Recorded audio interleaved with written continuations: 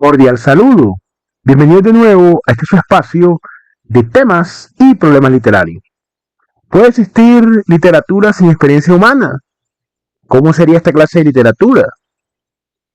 ¿Depende la literatura producida artificialmente por la IA de la experiencia o tiene algún elemento sustancialmente distinto? Vamos a conversar un poco sobre estos temas, no sin antes recordar que soy Sunday Keita, escritor, miembro fundador del colectivo artístico Episteme Colombia y su anfitrión en este su espacio. En episodios anteriores hemos venido hablando de la IA no como tema coyuntural, sino como tema estructural. Ya lo hemos tratado varias veces en el canal y lo continuaremos haciendo. También hablamos un poco sobre cómo sería esa clase de literatura en el programa anterior y dejamos unas preguntas sueltas y quisimos entonces hacer un ejercicio, ¿no? Precisamente con la IA. Eso sí, no es una IA Super Gemini Pro o el ChatGPT más, por decirlo así, avanzado, ni mucho menos. Precisamente es importante poder hacerlo con la IA en las versiones más básicas a las que quizá la mayoría tenemos acceso. De todas maneras, no es algo definitivo, es un experimento que queremos hacer. Tenemos también que tener en cuenta que el tema de la IA tiene una serie de múltiples implicaciones. Acá nos ocupamos sobre todo de lo que tiene que ver con la parte estética, con la parte creativa. De hecho, la inteligencia artificial, uno de sus objetivos fundamentales es precisamente que la computadora, la máquina, pueda hacer la misma clase de cosas que puede hacer la mente humana. Algunas, como el razonamiento, se describen casi siempre como inteligentes. Otras, por ejemplo, como la visión, no lo serían, pero en general entrañan competencias de tipo psicológico, es decir, la asociación, la percepción, la predicción, planificación, control motor, por ejemplo, que permiten a los seres humanos y a los demás y a los animales alcanzar determinados objetivos. Entonces hay una gran serie de capacidades que están estructurando que la IA también replica de alguna manera. Entonces, teniendo esto claro, de hecho, muy rápidamente, la IA ha hecho posible o ha generado nuevos campos de estudio para psicólogos y neurocientíficos respecto a las relaciones cerebro-mente, cómo funciona el cerebro físico, qué es lo que hace el cerebro. Los biólogos también lo han utilizado en algo llamado iLife o la IA en forma de vida artificial para generar modelos computacionales que expliquen el comportamiento de los animales.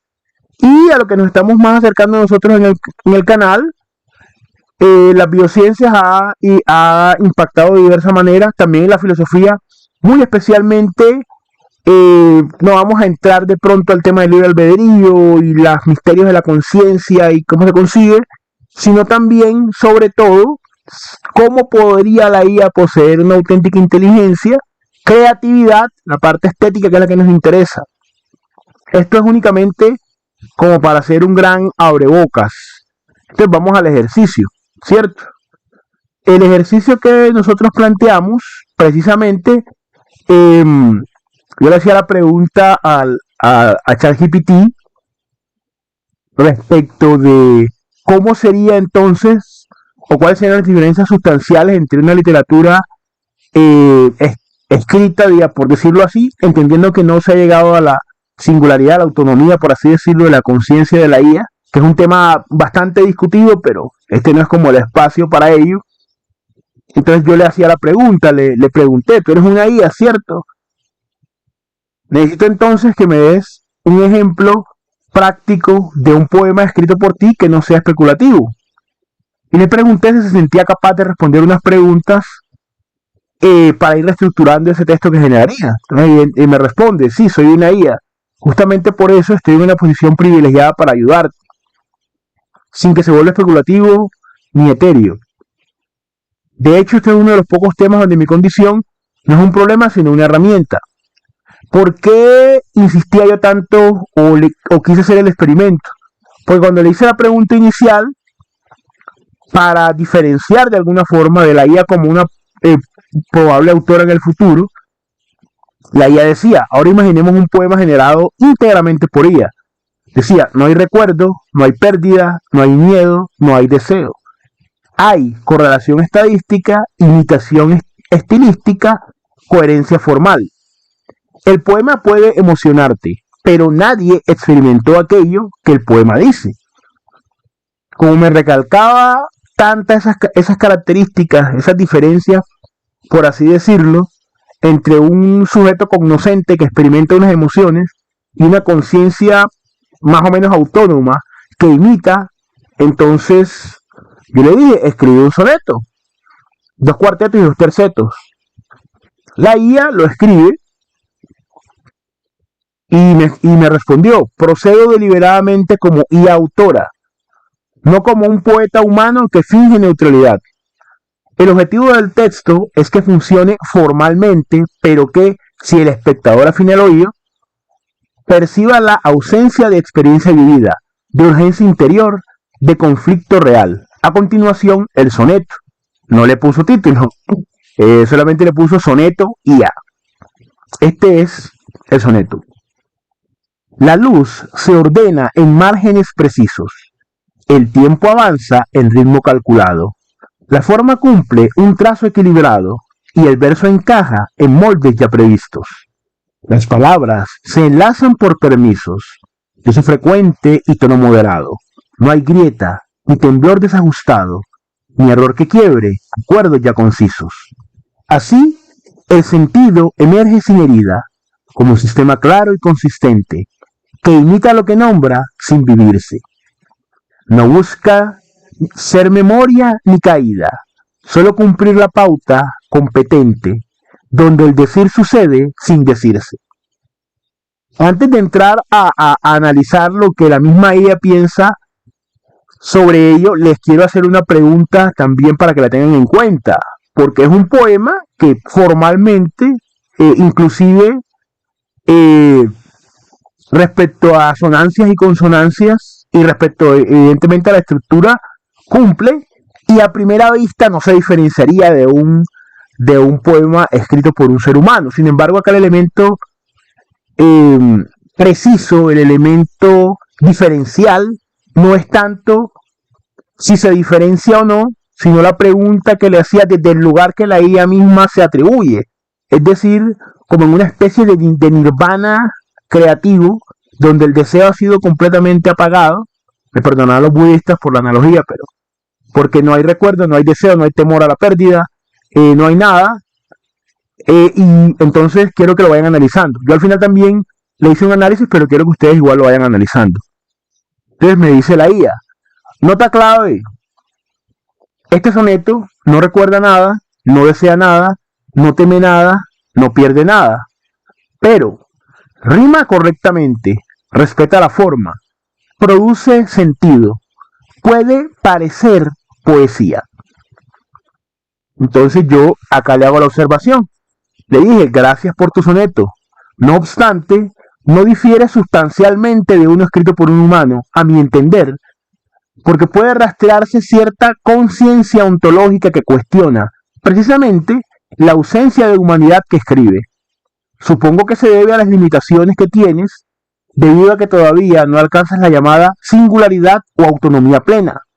Ahora bien, para finalizar el ejercicio, yo le pedía entonces que me diera su respuesta a la crítica que yo le había hecho al poema. Y si todavía consideras que es distinto al de un ser humano, argumenta tus razones. Bueno, la IA para muchos tiene a veces un tono condescendiente, los que hemos trabajado un poco con ChatGPT, así sean los niveles más básicos. Sin embargo, creo que no fue tan condescendiente. Creo que me dijo que, es decir, me dice la crítica no solamente válida, es correcta. Cuando señalas que en el soneto puede rastrearse una conciencia ontológica que reflexiona sobre su propia carencia, estás detectando algo real. El poema no es puramente no humano, sino un discurso sobre la no humanidad. Esto ya introduce un problema decisivo. La autorreflexión sobre la ausencia de experiencia es en sí misma un gesto humano. Un sistema estrictamente no consciente no tematiza su propia falta, porque no tiene un sí mismo al cual faltarle algo.